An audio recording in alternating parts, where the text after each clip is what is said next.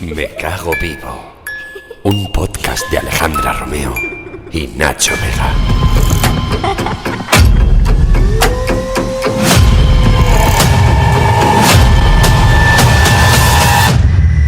Capítulo 6. El apagón.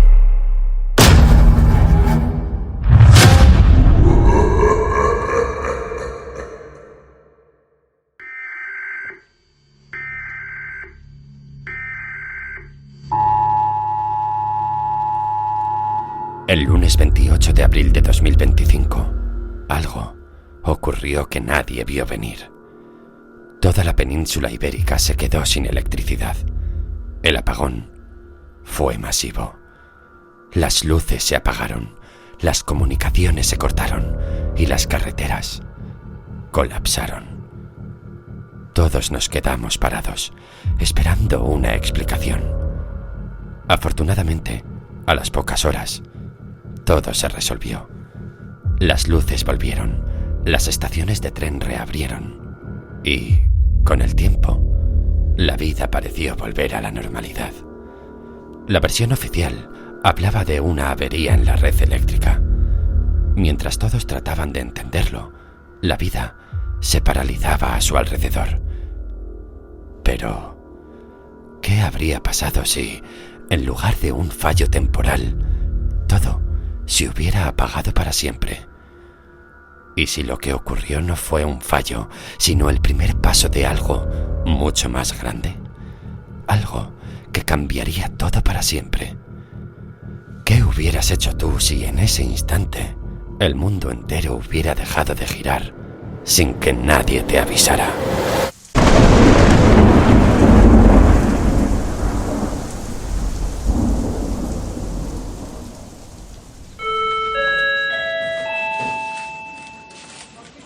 La primera vez que vi a Alba fue en un supermercado.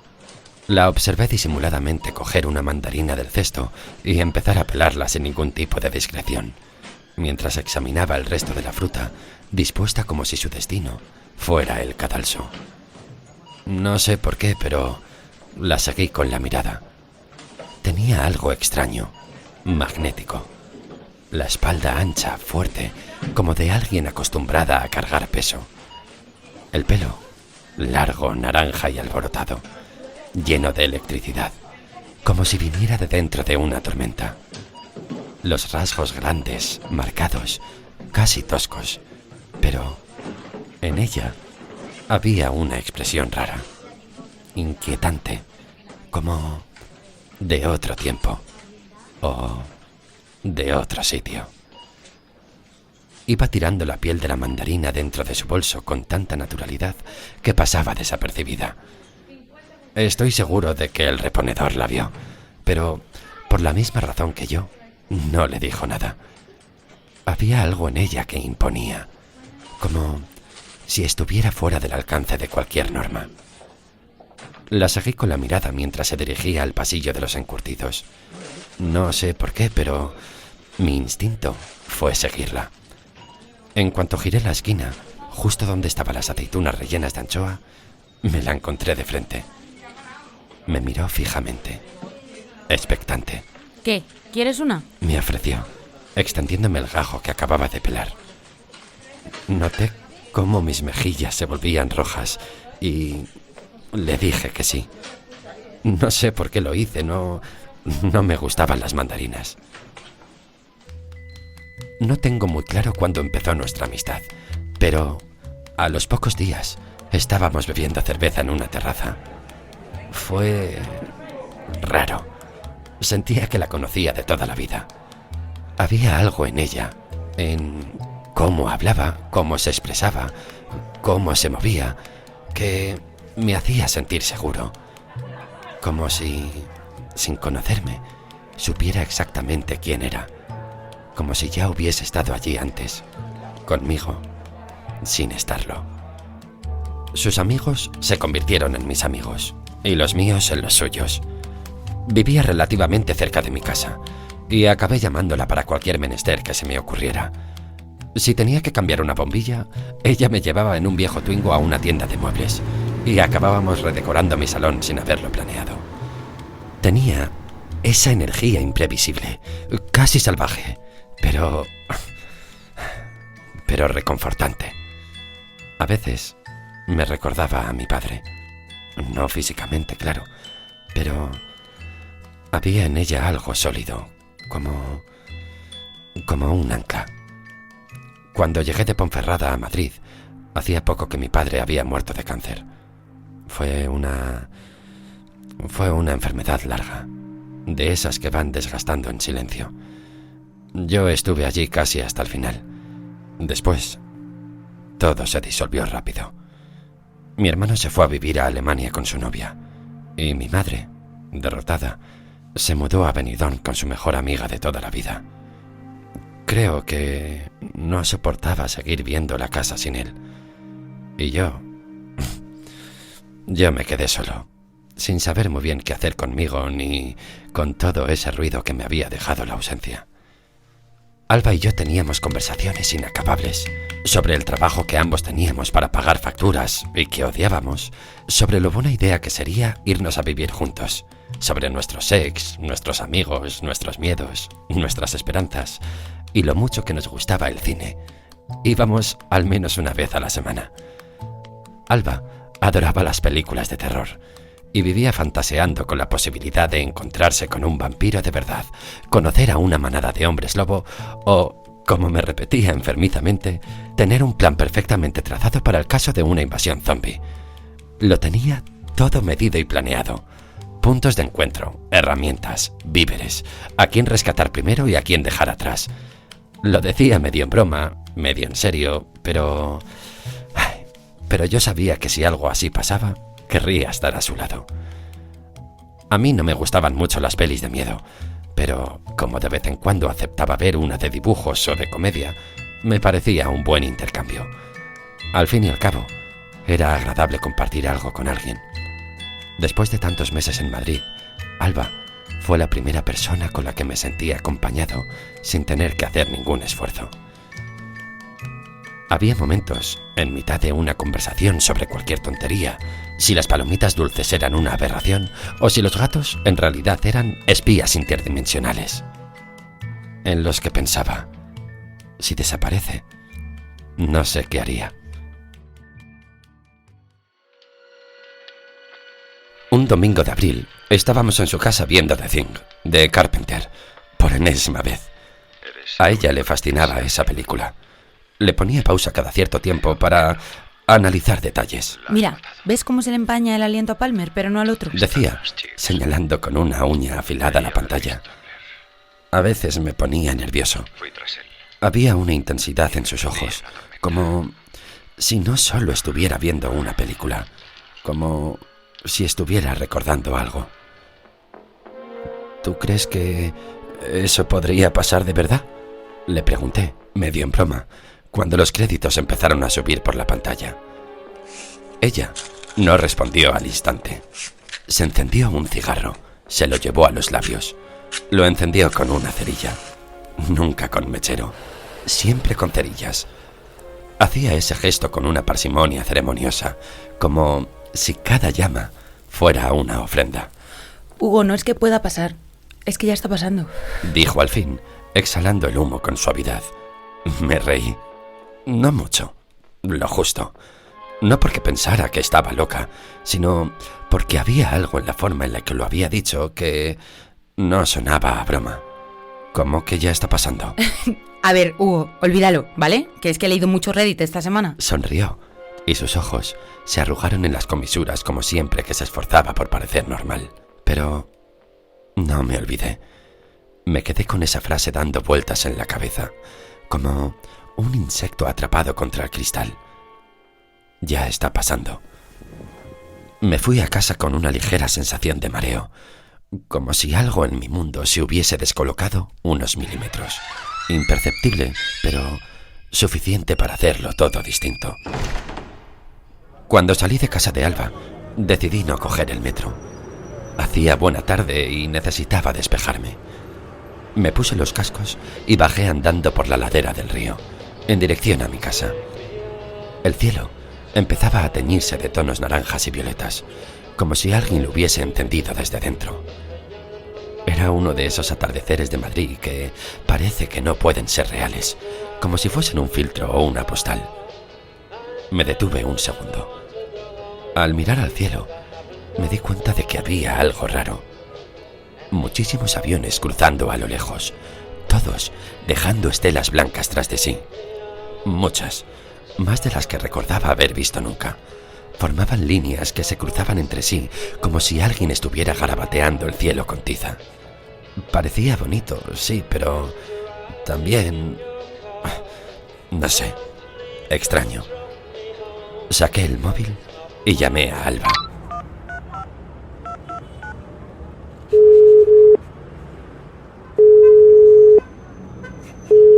¿Qué pasa? ¿Ya me echas de menos? Alba, tía, mira por la ventana. Hay chemtrails. Le dije medio en broma, medio en serio. Escuché cómo se levantaba del sofá. Su voz se alejó un poco. ¿Qué dices? Espera. Un silencio corto. Vale, sí, ya lo veo. Hostia, hay un montón, ¿no? Por eso te llamaba. Son aviones, Hugo. Los chemtrails son para locos y conspiranoicos. Bueno, tú piensas que un día te vas a enrollar con Edward Cullen. No sé cuál de los dos es peor. No es lo mismo, ¿eh? La escuché arrastrar las cortinas con un sonido seco. ¿Me vas a decir que si te viene Edward Cullen no te liarías con él? A ver, pues... vale, sí, pero por guapo, ¿eh? No por vampiro. Pues eso. Pero oye, es un canteo, ¿no? Hay demasiados. ¿Desde cuándo pasan tantos por aquí? Pues no tengo ni idea. Ahí voy a mirar Twitter a ver qué dice. Mira, Alba, no me acojones, ¿eh? Intenté reír, pero no me salió del todo natural. Que no pasará nada, hombre. Será que han desviado el tráfico aéreo de Barajas por alguna razón y no estamos acostumbrados a verlos por esta zona. Dijo, pero sonaba menos convencida de lo habitual. Podía imaginarla frunciendo el ceño con el móvil en la mano, aún pegada a la ventana. ¿Pone algo?, pregunté, notando cómo me latía un poco más rápido el corazón. Que no pone nada. Espera. Espera. ¿Qué pasa, Alba? ¿Qué pasa? Nada. En Argentina es trending topic una luz rara en el cielo. La llaman nube iridescente. ¿Iri qué? Iridescente. ¿Y eso qué es? Algo que hace que los gases de la atmósfera reaccionen a... no sé, a algo. Y es como que el cielo se pone de colores. Creo... ay, Dios mío, creo... Alba, ¿qué crees? ¿Qué pasa? Creo que el cielo es gay. Mira, qué idiota eres. Anda, me avisas cuando llegas a casa, ¿vale? Estoy llegando al portal. Perfecto, descansa, anda. Y oye, mañana escribes a Dani y le dices de quedar o algo, ¿eh? No lo vayas a alargar más. Que sí. Te quiero. Me quedé en silencio. Alba no solía decir esas cosas. O no así. No tan de repente. No tan... de verdad. Y yo a ti. Descansa, Alba. Chao. Colgué. Me quedé un segundo más en la calle, mirando otra vez hacia arriba. Las estelas seguían ahí, cruzadas como cicatrices recientes.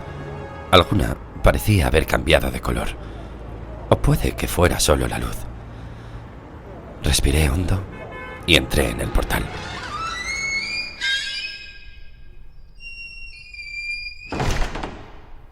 Nada más llegar a casa me preparé un vaso de leche con cereales, aunque ya no tenía hambre. Era más una costumbre que otra cosa, como si eso me ayudara a fingir que estaba todo en orden. Me senté frente al portátil, abrí el programa de música y empecé a jugar con un par de melodías que tenía a medio hacer. El tiempo se estiró sin que me diera cuenta.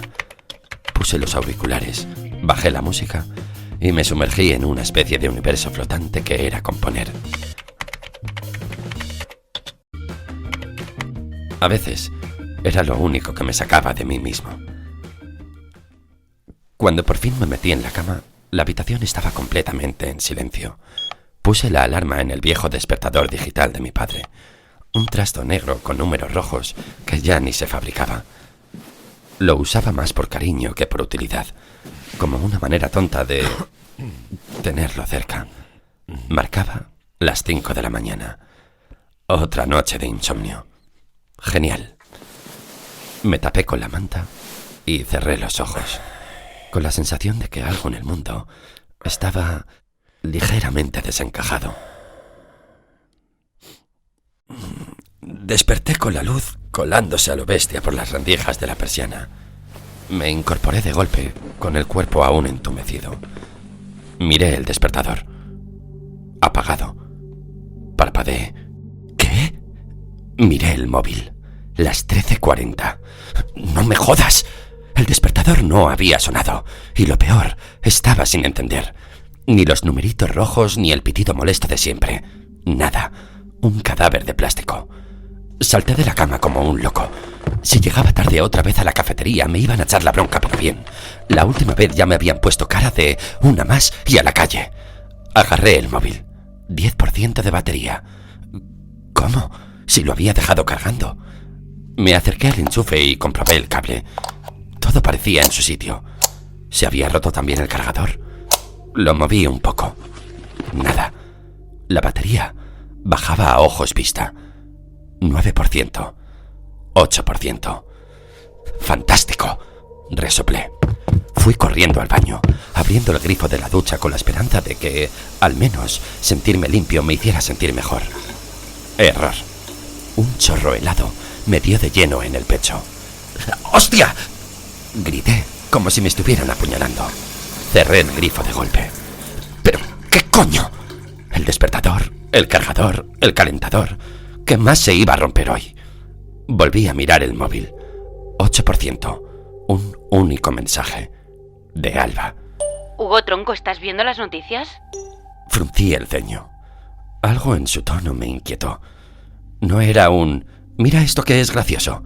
Era más bien un «¿estás viendo esto ya?». Pensé en llamarla de camino a la cafetería. El móvil vibró en mi mano. Otro mensaje.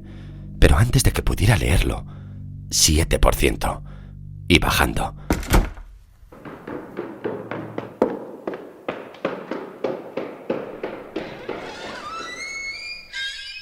Salí a la calle con las zapatillas mal puestas y el corazón aún medio dormido. Pero en cuanto crucé la esquina, me di cuenta de que algo no iba bien.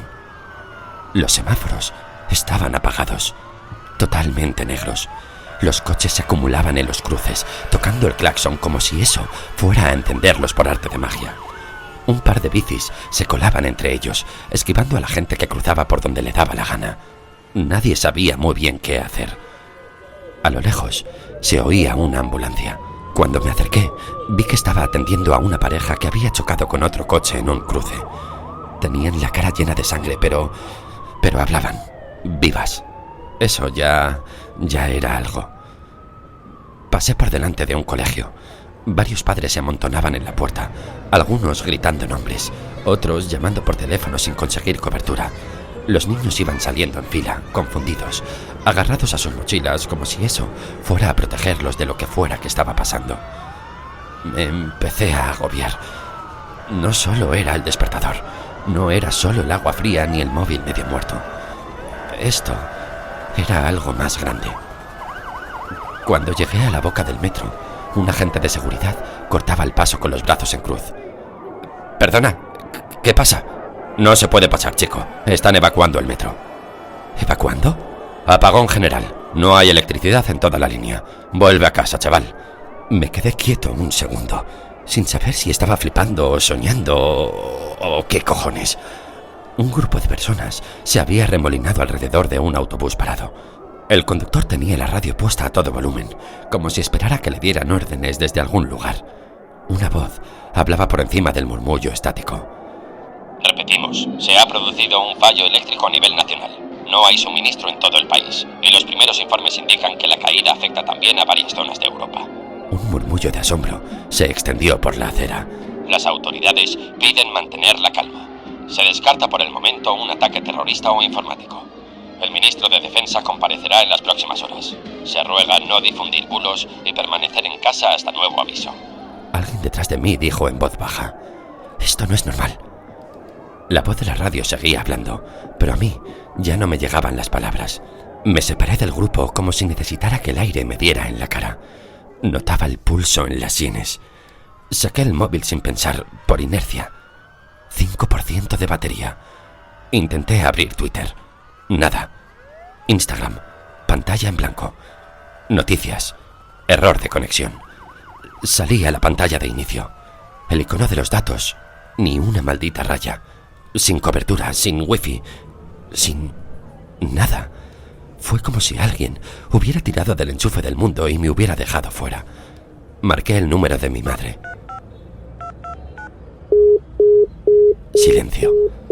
Intenté hablar con mi hermano. Nada. Estaba solo, en medio de la calle, con el móvil a punto de morir y el mundo callado. Y entonces me dio por pensar en lo más absurdo del día anterior. Las estelas de los aviones, los colores del cielo. Alba, llamándola chemtrails, riéndose de mí. Quizá no era tan gracioso. Levanté la vista. El cielo empezaba a cambiar. Primero fueron unas nubes densas que aparecieron de la nada, como si hubieran brotado del suelo en lugar de caer del cielo. Se extendían rápido, pesadas, como si arrastraran algo. Tenían un brillo extraño, no blanco, ni gris, ni negro, iridiscente, como si alguien hubiera disuelto gasolina sobre el cielo y encendido una cerilla invisible. La gente empezó a mirar hacia arriba. Algunos sacaban el móvil por pura costumbre, como si aún funcionaran. Una mujer murmuraba, «Dios mío», sin parar, como si estuviera rezando sin saber qué rezaba. Un niño se puso a llorar, tapándose los oídos. Y entonces, la explosión.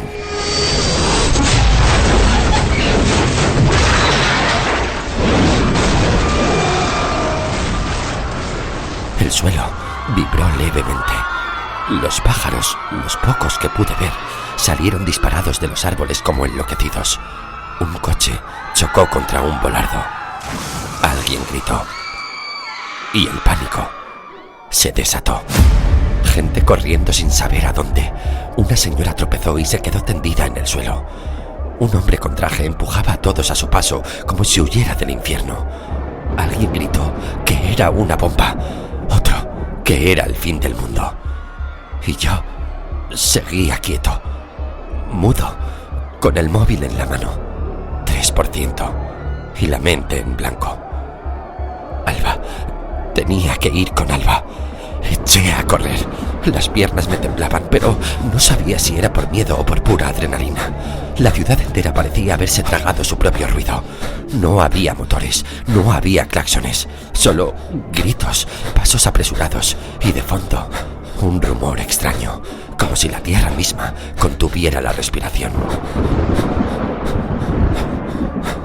Todo estaba a oscuras, ni una farola, ni una pantalla encendida en una ventana, solo el cielo, que empezaba a cubrirse con nubes pesadas, iluminado a ráfagas por una tormenta eléctrica que había estallado sin previo aviso. Cada relámpago convertía la calle en una fotografía momentánea. Una pareja corriendo, un coche cruzando, una madre empujando el carrito del niño. Corrí hacia el barrio de Alba, tropezando más de una vez con los bordillos porque no los veía, con basura volando, con ramas caídas. El viento se había levantado de pronto, arrastrando todo lo que encontraba. No sabía si estaba sudando o era la lluvia, pero iba empapado. Cuando llegué a su portal, lo encontré entreabierto, en total silencio. Subí las escaleras a oscuras, guiándome con las manos en la pared, palpando cada peldaño como si fuera ciego.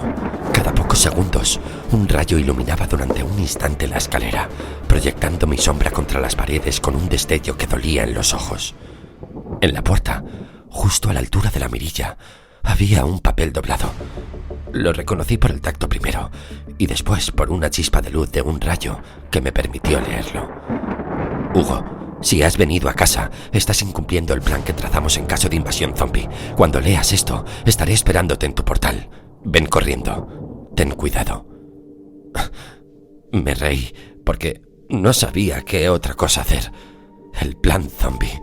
Claro, Alba siendo más rápida que el fin del mundo. De camino a casa, pasando por calles que empezaban a parecer irreconocibles bajo la oscuridad y la tensión, vi el viejo bazar chino de la esquina, ese al que solía ir cuando me mudé solo. Había comprado cosas absurdas allí. Farolillos de papel, una alfombra de baño con forma de panda, un jarrón que imitaba el mármol y que Alba siempre decía que parecía sacado de una telenovela turca. Pero ahora todo era distinto. La puerta estaba abierta de par en par y la gente entraba y salía a empujones. Algunos se llevaban pilas, velas, botellas de agua, cuchillos de cocina, linternas, lo que fuera. Otros iban sin rumbo fijo, como si simplemente necesitaran hacer algo con las manos. El sonido del plástico rompiéndose y de los estantes cayendo se mezclaba con los gritos y el retumbar lejano de los truenos. El hombre que regentaba el bazar, del que nunca supe el nombre, pero que siempre me saludaba con una leve inclinación de cabeza, estaba de pie junto al mostrador, inmóvil. No gritaba, no intentaba frenar a nadie, solo miraba, como si entendiera que oponerse no iba a servir de nada, o como si de alguna forma supiera que dejar que la gente se llevara lo que necesitara era lo único que podía hacer, lo justo. No sé por qué lo hice, pero cuando vi las viejas radios apiladas al fondo del escaparate, radios de esas que llevaban décadas sin que nadie les prestara atención, me detuve. Estaban cubiertas de polvo. Parecían parte de la decoración más que otra cosa. Me acerqué, aparté una caja caída y cogí una. Pesaba más de lo que recordaba que pesaban las cosas. Me giré hacia él, levantando un poco la radio en el aire como para decirle: «Me la llevo, ¿vale?» Busqué en mis bolsillos. Encontré unas monedas sueltas y las dejé en el borde del mostrador. Él me miró sin cambiar la expresión, sin asentir ni negar, y luego, sin decir una palabra, se metió al fondo del local, despacio, mientras miraba su tienda siendo arrasada como quien ve una escena de cine, sin poder intervenir, sin querer apartar la vista. Me fui con la radio bajo el brazo, como si llevarme ese pedazo de pasado analógico pudiera protegerme de lo que estaba por venir. No estaba seguro de si funcionaría siquiera. Al cruzar la calle, me metí en un portal para resguardarme un poco de la tormenta, que ya era pura electricidad en el cielo. Me senté en un escalón, abrí la tapa trasera y comprobé que dentro tenía pilas. Un milagro. Giré el dial lentamente, esperando ese zumbido blanco tan característico que no escuchaba desde hacía años. Al principio, solo ruidos, crujidos, interferencias, voces perdidas en el espacio. Y entonces, de pronto, una señal clara. Esto es Radio Alerta. Estamos funcionando con generadores y vamos a mantener la misión todo lo que aguantemos. A todos los que nos escucháis, no estáis solos. Vamos a acompañaros mientras podamos. Repito, no estáis solos. La voz era masculina, con un deje nervioso pero firme, como de alguien que sabe que tiene que sostener la compostura para que no se derrumbe todo. Contuve la respiración. Los informes que nos llegan desde varios puntos del país indican que se ha producido un colapso total del sistema eléctrico. No hay luz, no hay comunicaciones. Los semáforos han dejado de funcionar, los trenes, los metros. Se han cancelado todos los vuelos y... atención, se ha confirmado que varios aviones han caído del cielo, al parecer sin previo aviso, como si hubieran perdido toda la energía de golpe. Se descarta por ahora un ataque nuclear. Fuentes del gobierno han sugerido la posibilidad de un atentado cibernético de escala global. Me quedé mirando la lluvia caer, con la radio apoyada en mis rodillas. La situación se repite, según nuestras fuentes, en Francia, Alemania, Reino Unido, Japón, Estados Unidos, aunque las conexiones son intermitentes y muchas emisoras han dejado de emitir. A quienes nos escucháis desde cualquier parte, pedimos que mantengáis la calma y os refugiéis en casa. Evitad desplazamientos. El Ministerio de Defensa está emitiendo comunicados, llamando a la serenidad y pidiendo colaboración ciudadana. Estamos en contacto con expertos que intentarán explicar qué podría estar ocurriendo. Mientras tanto, Radio Abierta no va a dejaros solos. Seguimos aquí. Y fue entonces, escuchando aquello, cuando lo comprendí. La explosión de antes no había sido un atentado, no había sido un edificio, había sido un avión cayendo del cielo. Me levanté sin pensarlo y empecé a correr hacia casa. La tormenta ya era una sinfonía de rayos y truenos cuando llegué por fin a mi portal. Estaba empapado, con las zapatillas haciendo squeeze a cada paso y la radio contra el pecho, como si fuera un bebé frágil. Iba a abrir la puerta cuando vi que alguien salía.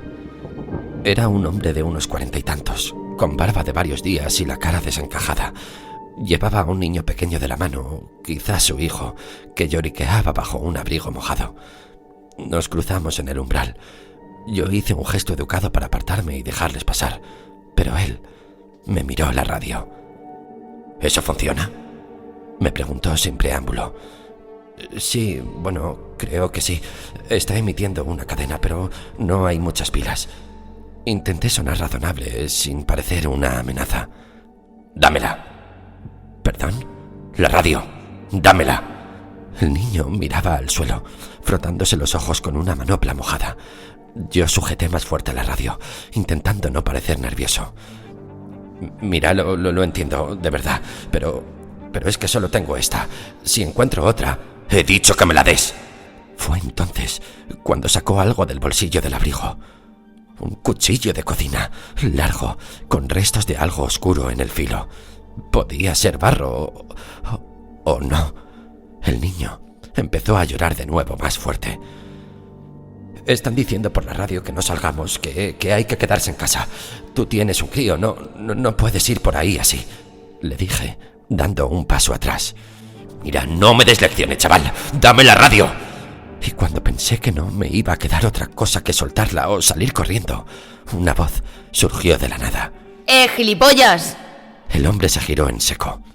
Allí estaba Alba. Chubasquero negro de montaña, el pelo pegado al rostro por la lluvia, los ojos entrecerrados por la intensidad del agua. En una mano llevaba un gancho de colgar bicis, en la otra, un taser que zumbaba con una chispa amenazante. Parecía la versión posapocalíptica de una leyenda urbana. Te lo digo una vez, y da gracias que aún no me he vuelto loca del todo, dijo ella, avanzando despacio. El hombre dudó, miró su cuchillo, luego el taser, luego al niño. Y entonces salió corriendo, arrastrando al crío detrás de él. Se perdieron entre la lluvia sin mirar atrás. Alba me miró en silencio. ¿Todo bien? Me preguntó como si nada. Has tardado, dijo. Un trueno estremeció la calle. El sonido rebotó en las fachadas como si una bestia hubiera rugido dentro de un túnel. Subimos al piso sin cruzar palabra. El silencio no era tenso, era de esos en los que los pensamientos pesan tanto que no hay espacio para decir nada. La cerradura estaba reventada, el marco medio roto. ¿Esto lo has hecho tú?, pregunté señalando la puerta abierta. ¿Quién si no? Dentro, todo estaba dispuesto para salir corriendo. En el salón había 2 bicis apoyadas contra la pared, embarradas. 2 mochilas a reventar ocupaban casi todo el sofá. Ropa térmica, latas, botellas, linternas, incluso un botiquín. Alba tenía un plan. Por supuesto. Ella reparó en la radio que aún llevaba pegada al pecho, medio protegida bajo mi chaqueta mojada. ¿Eso funciona? Sí, pero las pilas... Da igual, yo tengo. Se agachó junto a su mochila. Rebuscó y sacó un paquete casi intacto de pilas. Las cambió con la precisión de quien ya lo había hecho 1000 veces. Giró la ruedecita del dial y empezó a buscar. Alba, ¿qué haces?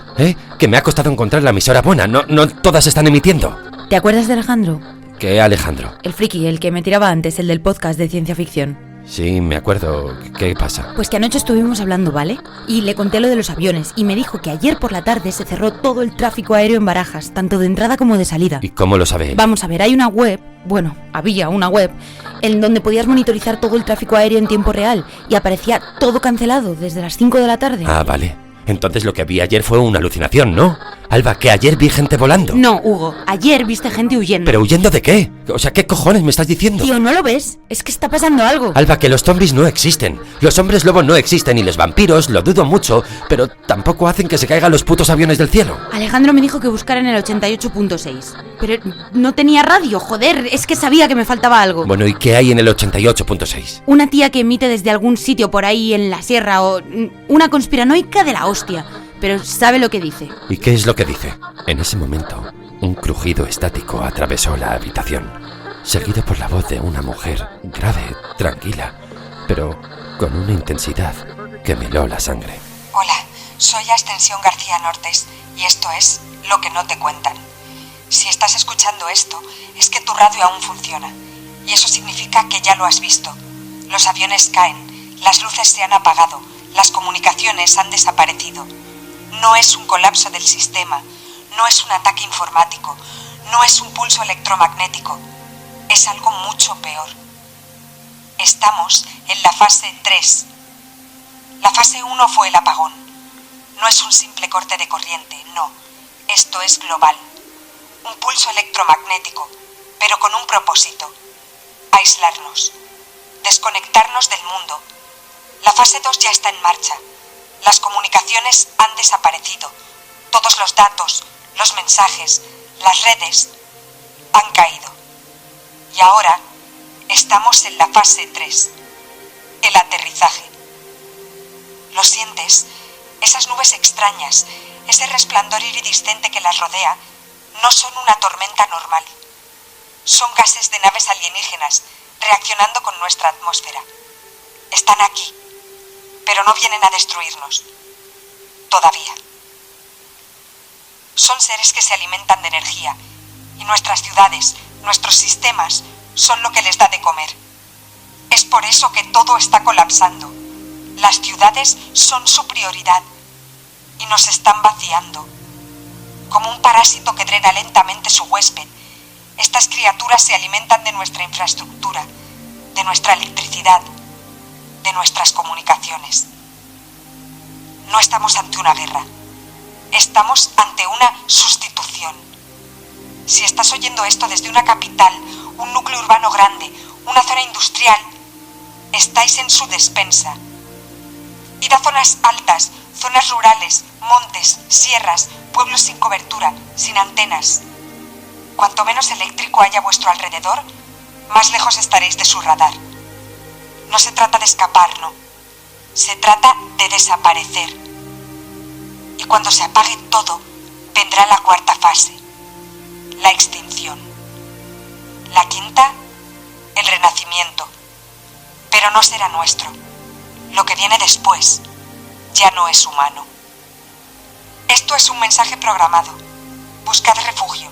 Si tenéis acceso a una radio de onda corta, mantened este dial, 88.6. Repetimos todo cada hora. Repito, no estáis solos. Soy Ascensión García Nortes. Esto es lo que no te cuentan. Hasta que nos callen, seguimos. Un estallido de estática. Y después, silencio. La radio dejó un vacío pesado en el aire, como si el sonido del mundo hubiera sido tragado por la tormenta. Miré a Alba, que ya estaba con su mochila ajustando su bicicleta. ¿De verdad crees que esto va a funcionar?, pregunté. Alba, sin levantar la vista, ajustó el manillar de la bici con una precisión casi militar.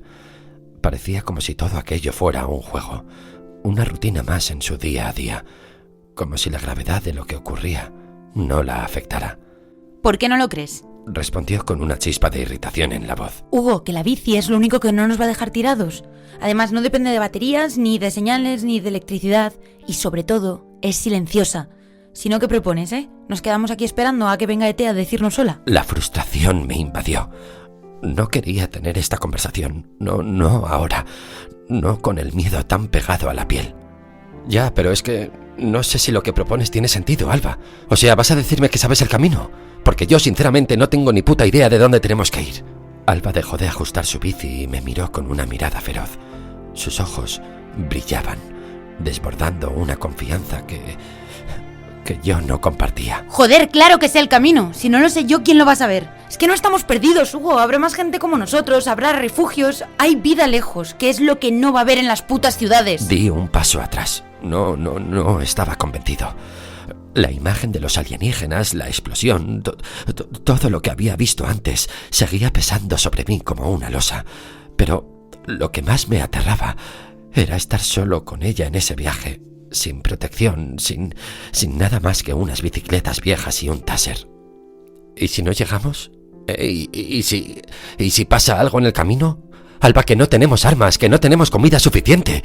O sea, ¿estás escuchando lo que estás diciendo? Que no podemos ir en plan verano azul sin saber a qué nos enfrentamos, Alba. Alba me miró con una sonrisa dura, como si estuviera cansada de escucharme. Entonces su expresión se suavizó un poco, pero la determinación seguía allí. Claro que lo sé. Sé que esto es una locura, pero también sé que lo que tenemos aquí ya nos sirve. No tenemos más opciones. Las ciudades están muertas.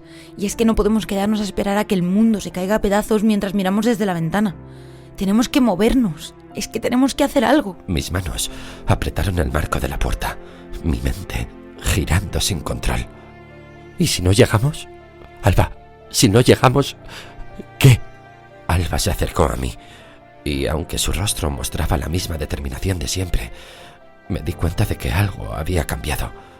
Su mirada, más suave, casi humana, me hizo pensar que tal vez ella también tenía miedo.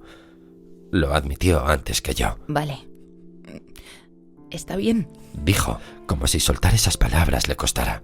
Pero entonces levantó la vista y me miró directamente. También tengo miedo, ¿vale? Pero el miedo es lo que hace que la gente se quede parada. Y no podemos permitirnos quedarnos parados. Me quedé mirándola. Mis ojos no sabían si fijarse en ella o en la puerta, como si esperara que algo cambiara, como que todo dejara de ser tan real. El miedo era lo que más me pesaba y tenía miedo de que me impidiera hacer lo que tenía que hacer. No podía dejar que la tormenta, la ciudad, todo eso me superara. Pero... ¿y mi familia? Dije. Las palabras me salieron lentas, arrastrándose como si me costara decirlas. ¿Y si no llegamos a tiempo? ¿Y si...? Mira, Alba, no puedo, no puedo irme y dejarlos. No puedo ser tan egoísta. Hugo, ¿de qué te sirve quedarte aquí esperando? Esperar a que alguien te diga qué hacer. Alzó la voz, y se podía ver la rabia en su mirada. No puedes hacer ahora nada por ellos, pero ni tú ni yo. ¿Qué vamos a hacer? ¿Nos vamos a Benidorm? ¿O prefieres que vayamos a ver a mi padre a Barcelona? No, Hugo. Las únicas personas de las que podemos preocuparnos ahora es de nosotros mismos. Alba me miró fijamente, y en sus ojos vi algo que no había visto antes. Era la verdad, pura y dura. Esa verdad que tanto me costaba aceptar. Vale. Si decides no ir, pues me quedo aquí contigo. Todo me estaba superando. El miedo me estaba destrozando, pero sus palabras me llegaron al alma. En ese momento supe que no podía quedarme atrás. Miré las bicicletas, la puerta, el mundo que se desmoronaba fuera de las paredes de esa casa. Respiré hondo y decidí que iba a hacer lo que tenía que hacer. Vamos juntos, Alba, no quiero que te quedes sola, dije, con voz más firme de lo que me sentía. Alba sonrió como si ya supiera que esa era la única respuesta posible. Eso es todo lo que necesitaba escuchar. Y se acercó a su bicicleta sin dudar. Salimos de la casa y la tormenta había cesado. No había ni un solo ruido, salvo el crujido de nuestras ruedas sobre el asfalto. A veces, alguna figura solitaria cruzaba a lo lejos, corriendo, como si la ciudad ya no pudiera ofrecerle más que desesperación. Pedaleamos rápido, con el corazón acelerado por la adrenalina y la ansiedad, subiendo por el Alto de Extremadura. A medida que avanzábamos, la ciudad quedaba atrás, desmoronada, como una gran bestia que se había quedado sin vida. Nos cruzamos con algunas otras bicicletas. No intercambiábamos ni una palabra, ni siquiera una mirada. Todos íbamos en la misma dirección, pero no estábamos juntos. A lo lejos se veían algunas personas andando, también intentando alejarse del centro de Madrid, de las zonas más peligrosas. Nos miraban con envidia, como si hubieran decidido que ir a pie era más seguro que cualquier otra cosa. 2 horas pedaleando, sin darnos cuenta, hasta que llegamos cerca del Parque Regional de la Cuenca Alta del Manzanares. Decidimos parar un momento. Estaba tan cansado que apenas podía sostenerme. Bebimos en silencio. Alba miró hacia la carretera, llena de coches vacíos, y me dijo: Hugo, ven, vamos a esconder las bicis. Si las dejamos ahí puede que nos las quieran robar. Sin decir nada, movimos las bicicletas detrás de un árbol cercano y nos sentamos en la piedra sin hablar. La calma era tan absoluta que resultaba inquietante. Nadie pasaba por allí. Nadie hacía ruido. De repente, a lo lejos, el gran vacío negro que debía ser Madrid se iluminó. Como si alguien hubiera encendido un interruptor. La luz inundó el horizonte, iluminó el cielo e incluso desde donde estábamos, a kilómetros de distancia, podíamos verla con claridad. Un brillo tan fuerte que parecía arrancar la oscuridad de la tierra. Y entonces las formas aparecieron.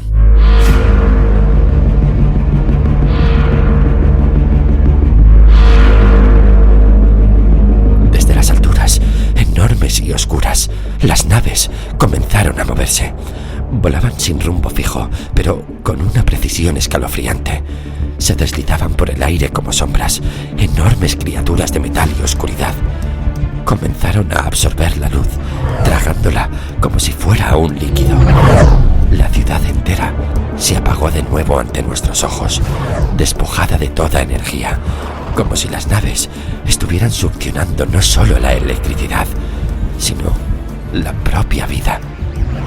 El mundo se sumió en una oscuridad total. La luz se desvaneció de forma tan rápida y absoluta que fue como si alguien hubiera borrado toda existencia en un segundo. Nos quedamos paralizados, mirando como si la escena fuera algo imposible, como si estuviéramos soñando. Pero no lo estábamos. Era real. Y luego, el estruendo. La tierra tembló bajo nuestros pies. El resplandor de la explosión iluminó todo, haciendo que la noche se convirtiera en día. Un destello tan cegador que no pudimos mirar.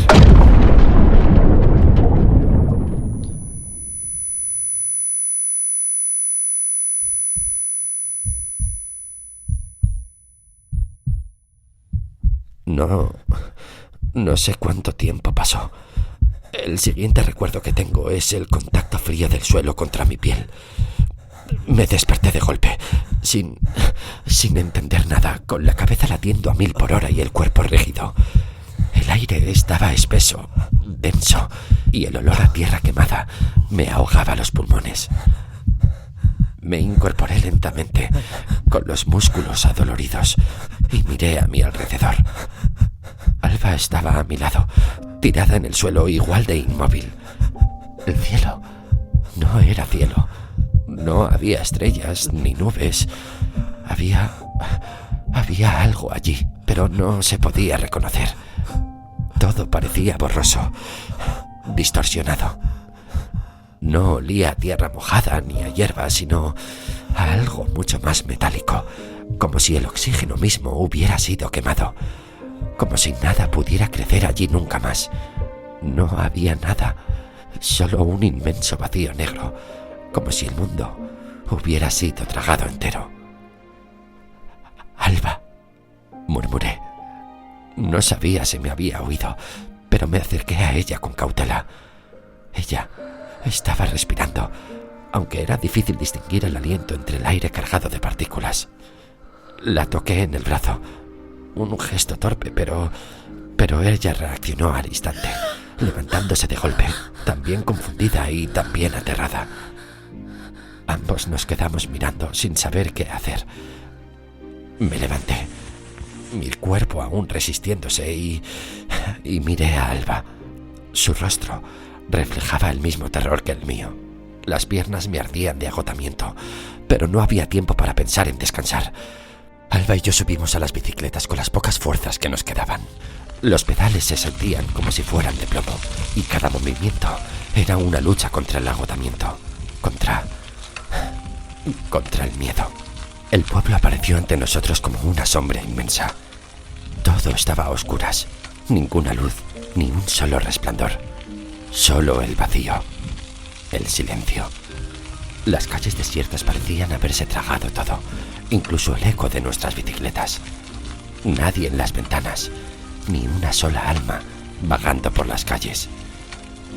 Avanzamos lentamente, como si el aire mismo nos estuviera oprimiendo. De repente llegamos a la plaza. El horror me golpeó de golpe. La imagen era tan surrealista que me costó procesarla. Montones de cadáveres se encontraban amontonados en el centro, como si algo los hubiera matado de una forma brutal y luego los hubiera reunido allí, formando un montón macabro y ordenado. Fue entonces cuando lo escuchamos.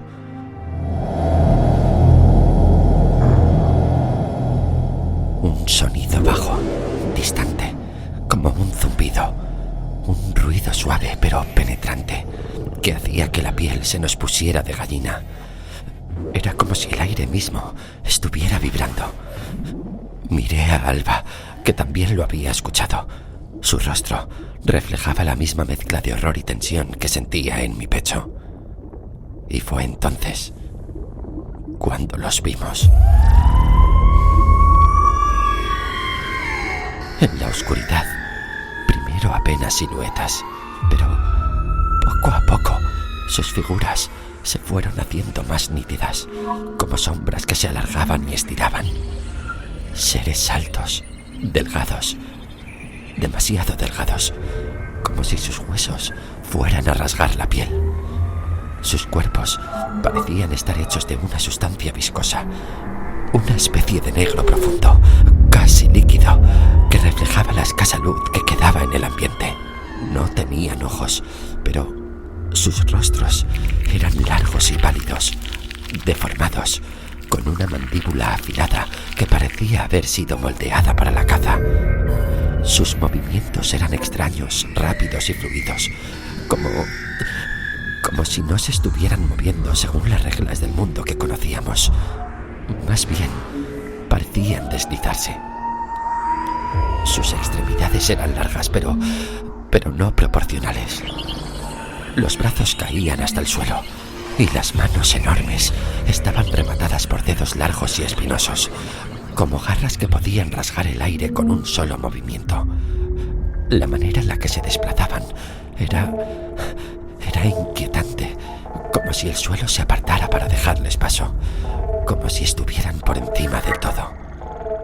No había emoción en sus ojos, si es que podían tenerlos. Solo una vacuidad terrible, un vacío que hacía que el alma se encogiera.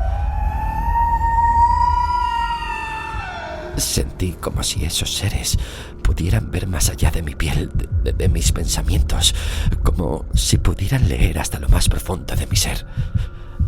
El corazón me latía en mis oídos.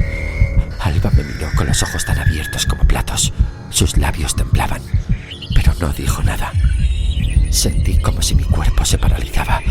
Algo nos estaba observando. Algo o alguien nos estaba mirando. Alba en ese instante hizo un gesto con la mano, rápido, casi imperceptible. Un movimiento hacia su boca y luego hacia adelante, indicándome que debíamos seguir. De repente, la sombra de un ser se deslizó entre los edificios. Lo vi con el rabillo del ojo, como una aparición monstruosa que se desvanecía tan rápido como había aparecido. El zumbido bajo que se hacía más intenso me heló la sangre. ¡Corre! Empezamos a pedalear con desesperación. Uno de ellos nos vio. Su mirada se clavó en mí y su figura se materializó enfrente de nosotros con una rapidez que no era posible para algo de su tamaño. Miré a Alba. Su rostro palidecía y sus ojos reflejaban la misma angustia que yo sentía. Estábamos siendo cazados. Doblé una esquina y noté que Alba no iba pegada a mí. Giré la cabeza y justo entonces ocurrió.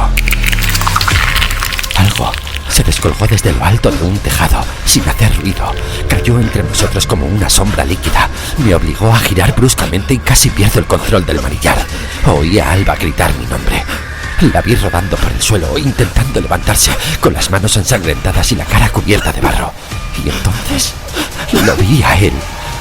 De su espalda salían unos hilos, como nervios expuestos. Uno de ellos se alargó, se retorció y se lanzó hacia ella como un látigo. Alba gritó, intentó levantarse, correr, hacer algo, pero no le dio tiempo. Esa cosa la rodeó con una de sus extremidades, la levantó del suelo como si no pesara nada y se la echó al hombro como si fuera un saco de carne. se desvaneció entre la niebla en dirección a la plaza, como si todo aquello no fuera más que una rutina para él. Solo el sonido húmedo de sus pisadas, no humanas, alejándose. Entonces me vieron. Un chillido desgarrador como metal crujiendo dentro de un cráneo rompió el aire. Eché a correr como nunca había corrido. Las piernas no me obedecían del todo, pero el miedo las empujaba más que ningún músculo. Detrás, los pasos aceleraron. No eran como los nuestros, no pisaban, arañaban el suelo, como si arrastraran garras de vidrio. Giré por una calle lateral, un cartel roto, gasolinera. Me lancé dentro, medio cayéndome. No pensé, me arrastré por debajo del mostrador y me quedé quieto, intentando que mi respiración no fuera tan ruidosa como parecía. Afuera, oí los pasos. Se acercaban. 1, 2. Algo se arrastraba. Se detuvieron justo delante. No respiré, no pestañeé. No recé porque, sinceramente, ya no creía que nadie estuviera escuchando. Y entonces se fueron. O eso quise creer. No los oí más, solo ese zumbido lejano. Ese murmullo asqueroso que ya era como el sonido de fondo del fin del mundo.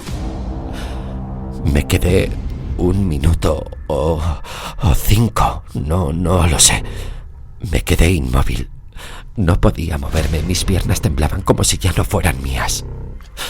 Sentí las lágrimas mezclarse con el sudor, el estómago encogido y la adrenalina chillándome en los oídos. ¡Corre! ¡Corre! ¡Corre! Algo me desgarró por dentro. Un ruido seco, como si se me hubiera partido el alma. Vi el vacío a mi lado, donde debería estar Alba. Ese vacío dolía más que cualquier herida, más que la idea de morir. Y entonces lo supe. No me importaba lo que fueran esas cosas, no me importaba si no salía vivo. No podía dejarla allí. Me arrastré con cuidado sin hacer ruido, asomando poco a poco la cabeza por encima del mostrador. No vi a nadie. La niebla fuera seguía espesa, pero ya no se oían pasos, ni gruñidos, ni ese zumbido eléctrico que solía emitir cuando estaban cerca. Estaban distraídos. Entonces lo vi, a través del cristal roto de la puerta principal. Un coche, viejo, gris, con el maletero abierto. Y al lado había bidones. 3, 4, no lo sé. Mi mente hizo clic, una chispa. Salí gateando con el cuerpo entumecido. No corrí. Sabía que cualquier sonido bastaba para afirmar mi sentencia.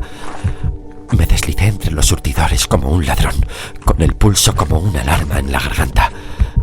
Llegué al coche. Olía a gasolina y a desesperación. Abrí el maletero del todo y empecé a cargar los bidones dentro con manos temblorosas. Eran pesados y hacían ruido metálico seco cada vez que uno chocaba con otro. El coche estaba preparado para algo, tal vez para huir, pero yo no pensaba huir. La idea me golpeó con tanta fuerza que me mareé. Iba a empotrar el coche lleno de gasolina en mitad de la plaza y hacerlo arder. Y, con suerte, llevármelos por delante, a todos, porque si aún estaba a tiempo, si Alba seguía viva, tenía que intentarlo. Me subí al asiento del conductor y cerré la puerta con cuidado. Las manos me resbalaban del volante empapadas en sudor. Encajé la llave en el contacto. Recé una estupidez mental, no sé a quién, y giré.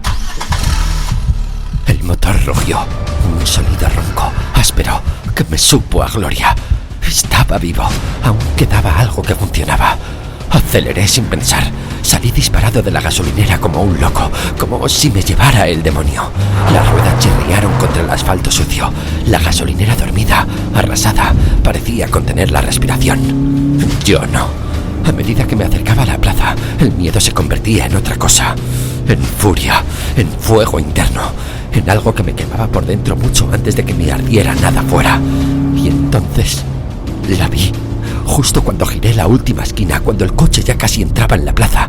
Estaba allí, Alba, o lo que creí que era ella, su cuerpo, inerte, encima de la pila de cadáveres, como si la hubieran desechado, como si fuese una muñeca rota más entre los cuerpos.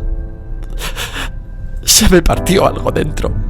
Grité un grito seco, sordo, que no salió del todo. Quise saltar del coche, correr hacia ella, sacarla, pero ya era tarde. Me estaban esperando. Casi había alcanzado los cuerpos amontonados cuando el coche empezó a fallar. Primero fueron los faros, después el rugido del motor que se apagó como una vela. Y entonces salieron, desde las sombras, desde la niebla, desde todas partes. No corrían, flotaban. Y venían a por mí. Quise volver a arrancar. Nada. Ni un clic. La puerta se abrió de golpe y me sacaron a rastras. No pude luchar ni gritar. Me sentía vacío, como si ya no tuviera sangre. Me arrojaron encima de los cuerpos con un golpe seco. La pila estaba caliente, o tal vez era mi cuerpo el que ardía por dentro. Ya no veía a Alba, todo era oscuridad y muerte. Y entonces, un peso encima de mí.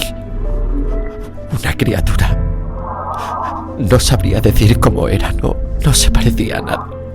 No tenía ojos ni boca, solo piel húmeda y fría, y una especie de respiración que me penetraba como un veneno lento. Los hijos de puta absorbían vida. Podía sentirlo. No se alimentaban de sangre ni de carne. Se nutrían de lo que somos. Energía vital, alma, fuerza. Lo que te mantiene en pie aunque el cuerpo no dé más. Me estaban absorbiendo. Podía sentir cómo se llevaban mi energía, mi voluntad, mis recuerdos, todo. Hasta que la oí. Zorras, hoy no es el día. Esa voz. Giré como pude la cabeza. La vi, de pie, llena de barro, con la ropa hecha jirones y el pelo pegado a la cara por el sudor. Tenía la caja de cerillas en la mano y ya había encendido una. La lanzó con una precisión casi milagrosa. Entró por la ventanilla del coche como si el destino tuviera puntería.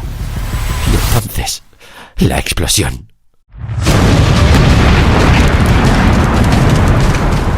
Un fogonazo cegador. El coche salió por los aires y con él todo lo que había cerca. Los alienígenas chillaron. Literalmente chillaron. Sonidos agudos imposibles. Algunos se encendieron como mechas. Otros corrieron en círculos envueltos en fuego. Todo se volvió un caos de llamas y gritos. Ya no sentí dolor, solo calor. Y luego, brazos humanos que me arrastraban fuera del infierno. Entramos en un bar, todo ardía. Las llamas rugían por las ventanas. El humo era tan denso que apenas se podía respirar.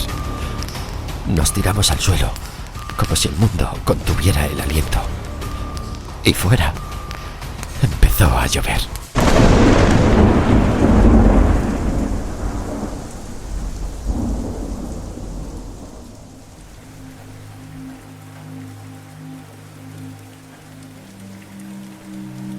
No sé por qué razón me quedé dormido tan rápido, pero un sonido metálico me despertó. La lluvia parecía haberse puesto de nuestra parte y apenas quedaban restos de fuego en la plaza. El olor a carne quemada, tanto humana como no humana, llenaba todo el ambiente. Asfixiante, dulzón, imposible de ignorar. Buenos días, bella durmiente, dijo Alba sin dejar de moverse por el bar. ¿Cuánto ha pasado? Unas 2 horas. ¿Y hay más? ¿Más de esos? Ahora mismo no, al menos que yo sepa. Pero si piensas que con los que nos cargamos ayer hemos salvado al mundo, creo que te equivocas. Intenté incorporarme. Algo se me clavó en la costilla. La radio. No esperaba que funcionase, pero, como decía mi padre, las cosas viejas siempre funcionan. Giré el dial. Ruido blanco.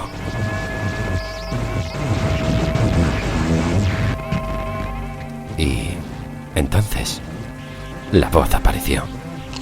Hola, aquí Ascensión García Nortes. Escucha con atención. Hemos encontrado un lugar, repito, un lugar real, seguro, con gente, con fuego, con comida. Anota las siguientes coordenadas. 40 grados, 49 minutos, 44.0 segundos norte.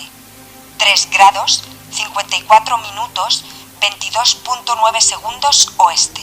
Está en la sierra, cerca de un antiguo refugio de montaña. El terreno boscoso los confunde. ¿Y el fuego? El fuego les da miedo. No lo soportan. Hay grupos organizados aquí, con sentido común. Hay gente que sabe lo que hace. No somos soldados, pero estamos resistiendo. Se da prioridad a los niños, a los heridos y a los que no pueden valerse por sí mismos. Si estás solo, ven. Si estás acompañado, mejor. Y si tienes una botella de butano y una caja de cerillas, te hacemos un hueco en la mesa. Esto no se ha acabado. Lo digo bien claro, no se ha acabado. Ayer parecían invencibles, hoy sabemos que les quema el fuego, mañana sabremos más. No se trata de ganarles, se trata de aguantar. Y mientras tú aguantes, esto no termina. Repito las coordenadas: 40 grados, 49 minutos, 44.0 segundos norte, 3 grados, 54 minutos, 22.9 segundos oeste. Cada hora repito el mensaje en la 88.6. Mientras el generador aguante, aquí seguiré. Soy Ascensión García Nortes, y que no te engañen, no estamos solos, pero todavía no han ganado. El mensaje se cortó. Ruido blanco.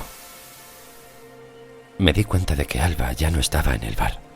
Me levanté de golpe, preocupado, pero al segundo, la puerta del almacén chirrió. Apareció con paso firme, sonriendo como si hubiese encontrado un tesoro. Traía 2 escopetas de caza cubiertas de polvo y una caja llena de cerillas y mecheros. Me miró sin decir nada. Yo asentí, como si eso bastara. Y bastó.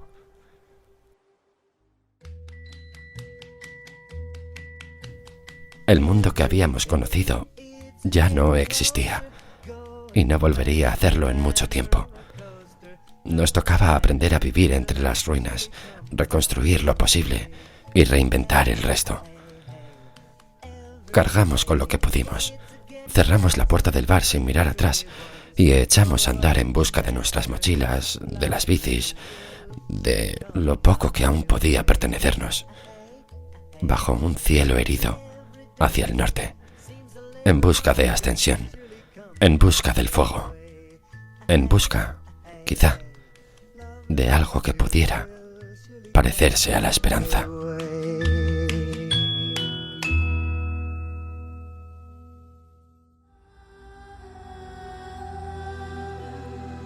El apagón. Una historia escrita por Alejandra Romeo y narrada por Nacho Vega. Muchísimas gracias por haber llegado hasta aquí. Puedes seguirnos en nuestras redes sociales, Me Cago Vivo Podcast, para no perderte nada. Nos vemos en el siguiente capítulo, si te atreves.